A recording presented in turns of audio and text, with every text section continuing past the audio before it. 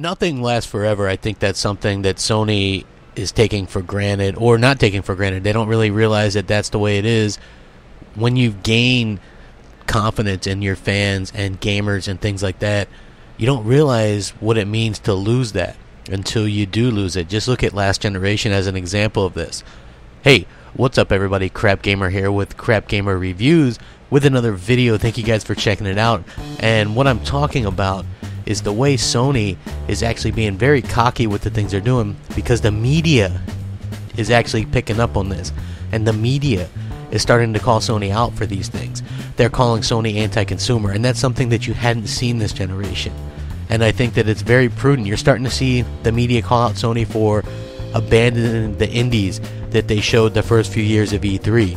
They're calling out Sony for the way that they completely are asinine about this crossplay stuff, saying that they're worried about like people and kids and things like that with the crossplay, when Nintendo has agreed to it. And Microsoft fired back. Phil Spencer said, hey, we'll be safe, we'll protect everybody, don't worry about it. But we know that that's just Sony being politically correct. They're just trying to weasel out of it to get a couple more PlayStation 4 sales, because they think, hey, if you can play against PlayStation 4 gamers, then why would you buy a PS4? What they don't realize is that goodwill towards gamers is what put them in the place they're in right now. Think about it. When Microsoft was quote-unquote the bad guys and trying to ruin the industry by blocking used games and having DRM, Sony took advantage of that, saying, hey, we're not doing these things, we're the good guys, we're the good guys. And then that was basically the extent of their good guyness.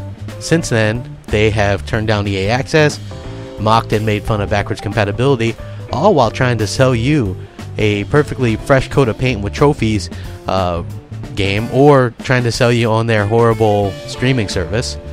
They have completely lost the play.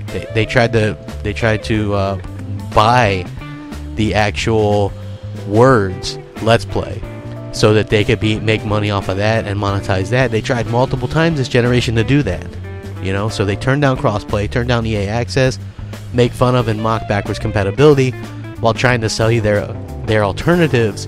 And they also do something that's incredibly bad for the industry, which is really struggling right now. Really struggling. It's a very interesting industry because so many things are going wrong, so many things are going under. These deals where you sign timed content does not help the industry one single bit. So to kind of reiterate with what Sony is talking, or what this particular article, which I'll link this, as far as like they're getting called out now on the whole crossplay thing, and they're actually kind of getting called out on the timed exclusive content thing.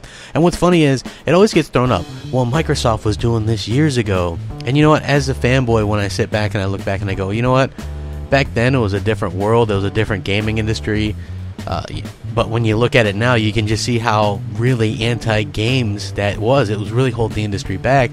Like, why should somebody on that platform, if they're getting the same game as me, why should they get extra content as me just because of the platform they're on, right? Like, that doesn't make sense to me.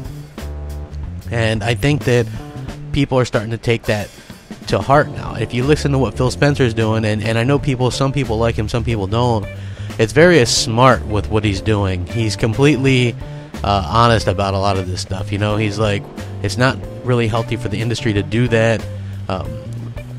And he wasn't really a part of the Xbox group making those choices back in that day. So Sony, on the other hand, completely don't seem to care about the industry. They're like, hey, no to this, no to that. They're cutting off their gamers from having crossplay on some games.